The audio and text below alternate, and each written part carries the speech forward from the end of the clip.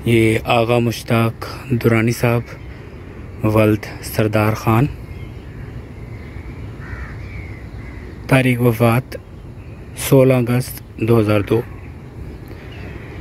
ये इजाज़ दुरानी साहब के भाई की आखिरी आरामगाह है। ये इरशाद दुरानी साहब, वल्द सरदार ख़ान दुरानी। 13 मार्च सन 2000 को इनकी डेथ हुई थी। ये भी इजाज़ दुरानी साहब के भाई हैं। इजाज़ दुरानी साहब के अलावा इनके 2 भाइयों का इंतकाल हो चुका है। ये सरदार ख़ान दुरानी साहब, इजाज़ दुरानी साहब के वालिद, ये 27 मार्च 1980 को इंतकाल कर गए थे। बिस्मिल्लाहिर्रहमानिर्रहीम।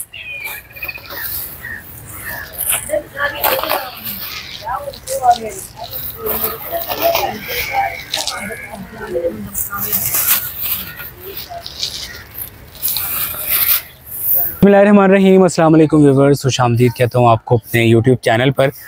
आज हम लोग मियानी साहब लाहौर के कब्रिस्तान में मौजूद हैं और आज की जो वीडियो है बड़ी तफसीली वीडियो है और एक खराज तहसीन पेश करने की कोशिश करूँगा। छोटा सा एक खराज तहसीन है। ये हमारे वो लेजेंड्स हैं जिनके हवाले से अगर हम घंटों भी बात करते रहें तो कम है। तो स्टार्ट करता हूँ इजाज़ दुरानी साहब का जो पर्सनल जो लाइफ है और जो इनका फ़िल्मी करियर है उस हवाले से बात करते हैं। इनका जो नाम था वो इजाज़ अहमद था और दुरानी इनकी कास्ट थी, तो इजाज़ अहमद दुरानी इनका मुकम्मल नाम था। पर शोबिज़ इंडस्ट्री में जब ये आए तो इनको इजाज़ दुरानी के नाम से पहचान मिली। बहुत सारी जगहों पे इनकी डेट ऑफ बर्थ कहीं पे अप्रैल लिखा हुआ है और कहीं पर मई लिखा है, कहीं पर अक्टूबर लिखा है। पर मेरी रिसर्च के मुताबिक जहाँ तक मैंने जो है लोगों से पूछ के कंफर्म किए ये चीज़, तो वो ग़ालिबन 18 नवंबर 1935 है। जलालपुर जट्टा गुजरात के गांव में ये पैदा हुए। यकीनन इनकी जो इब्तदाई तालीम है इन्होंने वहीं से हासिल की होगी और फिर आला तालीम हासिल करने के लिए ये लाहौर आ गए।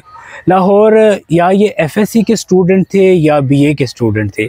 अब यहाँ पे मैं ये भी बात आपको बताता चलूँ कि मैं आपको साथ में या फिर फॉर एग्ज़ाम्पल या इस तरह ऐसी चीज़ों का साथ मुझे इस्तेमाल इसलिए करना पड़ रहा है कि अनफॉर्चुनेटली हमारे लेजेंड्स के इंटरव्यू ही नहीं है जिनमें मुकम्मल तौर पे उनसे मालूमात ली जाती है कि आपने ग्रेजुएशन किया था या आपने एफएससी किया था। क्योंकि ये कुछ लोग कहते हैं कि इन्होंने एफएससी किया था उसके बाद ये फिर फिल्म्स में आ गए, कुछ लोग कहते हैं इन्होंने ग्रेजुएशन किया था। दयाल सिंह जो कॉलेज है लाहौर का, बहुत मशहूर और मारूफ कॉलेज है, वहाँ पर जो है इन्होंने अपनी जो तालीम थी वहाँ पे ज़ेरे तालीम थे ये। तो एक दफ़ा वहाँ पे एक रेस्टोरेंट है, उस कॉलेज के बिल्कुल पास रेस्टोरेंट हुआ करता था। बहुत सारे जो पुराने दौर के लोग हैं वो बड़े अच्छे तरीके से जानते थे। तो बकौल इजाज़ दुरानी साहब के वहाँ पर बहुत सारे जो फ़नकार थे वो भी आया करते थे, डायरेक्टर्स भी आया करते थे चाय वगैरह पीने। तो ये अपने दोस्तों के हमरा वहाँ पर गए हुए थे। तो इनको जो है मुंशी दिल साहब ने देखा और इनके पास आए, इनसे कहा कि मेरी एक फ़िल्म है, आप उसमें काम करेंगे। जिस पर इन्होंने दोस्तों के इसरार पे उस फिल्म की हामी भर ली। यूँ इजाज़ दुरानी साहब 1956 में रिलीज़ हुई फ़िल्म हमीदा में पहली बार बतौर फिल्म एक्टर नज़र आए।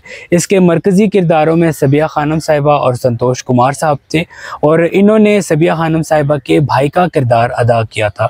ये बात आपको बताता चलूँ कि इससे पहले कभी भी इन्होंने किसी थिएटर, टीवी या फिल्म में काम नहीं किया था। फिल्म हमीदा में इनकी पहली अपीयरेंस हुई थी, उससे पहले इन्होंने कोई भी काम नहीं किया था। उसी के अगले साल हुमायूं मिर्ज़ा साहब ने एक फ़िल्म बनाई जिसका नाम था बड़ा आदमी। उस फिल्म में उस दौर की मारूफ ज़माना हीरोइन मीना शौरी साहिबा के मद्दे मुकाबिल पहली बार इनको एज़ हीरो कास्ट किया। फिर इजाज़ दुरानी साहब कराची और लाहौर के मराकज़ में मसरूफ़ हो गए और 1959 की जो फ़िल्म थी राज और 1960 की जो फ़िल्म थी सलमा, इन दोनों की कामयाबी के बाद ये रातों रात सुपरस्टार बन गए और सफ़े अव्वल के हीरो ये बन गए। उसके बाद फिर इन्होंने चल सो चल बहुत सारी फिल्म्स की। फिर एक फ़िल्म आई ज़रका, 1969 में रिलीज़ हुई। ये नगमाती फ़िल्म ज़रका किसको भूल सकती है, रक्स ज़ंजीर पहन कर भी किया जाता है। मेहंदी हसन साहब की जो जादुई आवाज़ थी, क्या उसने इस गाने को रौनक बख्शी और आज तक ये गाना जो है ज़ुबान ज़द-ए-आम है।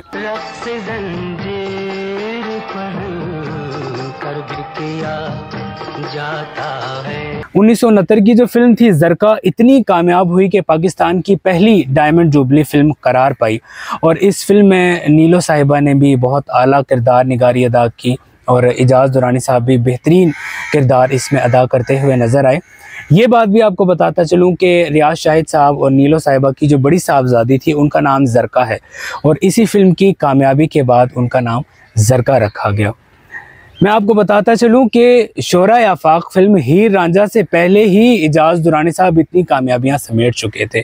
उसके बाद फिर फिल्म दोस्ती आती है जो कि एक सुपर डुपर हिट फिल्म थी। उसके जो गाने थे और उसकी शूटिंग भी लंदन में हुई थी, वो फिल्म किसे भूल सकती है। दोस्ती के सारे जो गाने थे वो मकबूल हुए। ये जो पहली प्लाटीनियम जुबली फिल्म अनवरा थी उसमें भी इजाज़ दुरानी साहब नज़र आए। सुन वे बलौरी अखवालिया किसे भूल सकता है।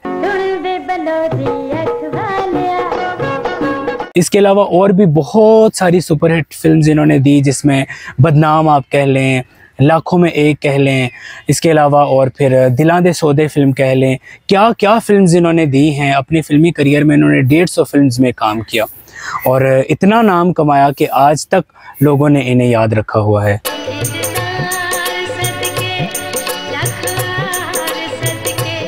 कभी सूरत भी देखी है अपनी? हाँ, तेरी आंखों में जो देख रहा। व्यूवर्स, ऐसा होता था कि अगर कोई एक सॉन्ग हिट होता था और जो फिल्म होती थी वो थोड़ी सी एवरेज होती थी तो वो फिल्म नाकामी से बच जाती थी, यानी कि वो थोड़ी बहुत कामयाब हो जाती थी कि जो उसके ऊपर लागत आई होती थी वो पैसे पूरे कर लेती थी। अगर किसी फिल्म के 2 गाने सुपरहिट हैं और अगर उस फिल्म की स्टोरी भी अच्छी है तो वो फिल्म कामयाब हो के थोड़ा सा बिजनेस भी कर लेती थी। पर क्या हो कि अगर सारी जो फिल्म है उसके सारे के सारे सुपरहिट सॉन्ग्स हों, सारे के सारे किरदार अमर हो और सारी की सारी स्टोरी सुपरहिट हो, तो इस तरह की जब स्टोरी का जिक्र आता है तो फिर नाम आता है हीर रांझा जैसी ब्लॉकबस्टर फिल्म का। दुनिया नू छड़ के ना जाना विच डेरे लाए हुए ने, तन्नू की पता होवे दुनिया वाले दिलां वाले ते की क्या तोड़ देने। बिलाशुबा हीर रांझा एक लेजेंड फिल्म थी। यूँ तो फनकार लेजेंड्स होते हैं पर हीर रांझा एक ब्लॉकबस्टर सुपरहिट फिल्म साबित हुई और इनके करियर को 4 चांद लगाने में हीर रांझा का बहुत बड़ा हाथ है। और जो रांझा का इन्होंने कैरेक्टर अदा किया, मेरे अंदाजे में मैं ये चीज़ मानता हूँ कि पाको हिंद में अब तक जितनी भी हीर रांझा से मुंसलिक फिल्म्स बनी, जो बन चुकी, जो बन रही हैं, जो बनेंगी, जो हीर रांझा की किरदार निगारी फिरदौस साहिबा ने और इजाज़ दुरानी साहब ने की, ना आज तक कोई कर सका है, ना किसी ने की और ना ही कोई कर सकेगा। ये मेरा पर्सनल मानना है। उसके बाद फिर इन्होंने और भी बहुत सारी फिल्म्स में काम किया। न सिर्फ ये एक एक्टर थे बल्कि एक फ़िल्म प्रोड्यूसर भी थे। आखिरी बार ये झूमर चौर फिल्म में नज़र आए और उसके बाद जो है इन्होंने प्रॉपर जो एक्टिंग थी वो करना छोड़ दी। 1996 में इनकी प्रोडक्शन में बनने वाली एक फ़िल्म बाजीगर, उसमें बतौर मेहमान ये नज़र आए थे, जो कि इनकी लास्ट अपीयरेंस बताई जाती है। जैसे मैंने आपको बताया कि तकरीबन 150 फिल्म्स में काम किया, जिसमें से मैक्सिमम फिल्म्स कुछ ब्लॉकबस्टर हुई, कुछ सुपरहिट हुई, कुछ हिट हुई। फिर उसके बाद ये सिलसिला जो कारवा था चलता रहा। इजाज़ दुरानी साहब ने जब किनारा कशी इख्तियार की तो दोबारा पलट कर उन्होंने देखा ही नहीं। मैंने इसी वीडियो में आपके साथ उनके वालिद साहब की आखिरी आरामगाह भी शेयर की, इनके जो 2 भाई हैं उनकी आखिरी आरामगाहों की वीडियो भी शेयर की, इजाज़ दुरानी साहब की, तो आप वीडियो देख ही रहे हैं। इसके अलावा एक इनके भाई हैं वो आउट ऑफ कंट्री होते हैं, यानी कि रिपोर्ट्स के मुताबिक ये टोटल 4 भाई थे और एक जो इनके इरशाद दुरानी भाई हैं वो भी शोबिज़ इंडस्ट्री से मुंसलिक रहे। तो ये तो इनकी जो सारी डिटेल हो गई, ये इनकी फिल्म्स के हवाले से होगी। इनकी फैमिली के हवाले से मैं मज़ीद आपको बताता चलूँ, इनकी शादी हुई थी मलका तरन्नुम नूर जहाँ साहिबा से, जिनको सुरों की मलका भी कहा जाता है। और यकीन कीजिए कि बॉलीवुड की लेजेंड सिंगर लता मंगेशकर साहिबा, जिनको उस्ताद कहें तो उनका क्या रुतबा होगा, उनके साथ इजाज़ दुरानी साहब की शादी हुई थी, जिनसे इनकी 3 बेटियां हुई। न जाने इस जोड़े को किसकी नज़र लगी और बदकिस्मती से ये दोनों अलग हो गए और इनकी राहें जुदा हो गई। इनकी दूसरी शादी हुई जिनका नाम शाहिदा है, माशाल्लाह से उनसे भी इनकी 3 बेटियाँ हुई, यानी कि इनकी टोटल 6 बेटियाँ हैं। तो उम्मीद है कि जो ये तफसीलाती वीडियो है आपको पसंद आई होगी। और मेरे साथ इस वक्त कैमरे पे मौजूद हैं आयान अली, उनका बहुत शुक्रिया अदा करता हूं जो कि खानेवाल से स्पेशल आए। वो अपनी कवरेज के लिए आए और मैं अपनी कवरेज के लिए आया। कौन है तू अपने मिर्जे नहीं पहचाने पाई है? इजाज़ दुरानी साहब को एक ट्रिब्यूट देने की कोशिश की है। मुझे उम्मीद है कि मैं उसमें कामयाब रहा हूँगा। अगर आपको वीडियो अच्छी लगी तो इसको लाइक कीजिए और अपने दोस्तों के साथ शेयर कीजिए।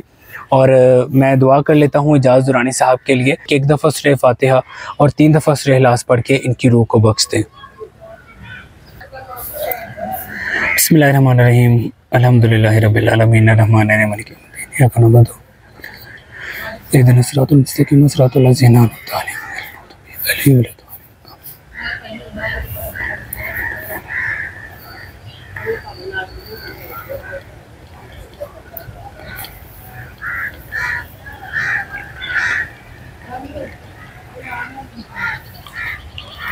अल्लाह पाक से दुआ है कि अल्लाह पाक मरहूम को जन्नतुल फिरदौस में आला मकाम नसीब अता फरमाए। आमीन सुम्मा आमीन। मुझे इजाज़त दें, अल्लाह हाफिज़। जी अकरम साहब, आपने इजाज़ दुरानी साहब के जनाजे में भी शिरकत की थी, तो वहाँ पे कितने लोग आए थे और कैसा माहौल था, ज़रा बताइएगा। शाह जी, ये आपने बड़ा अच्छा सवाल किया।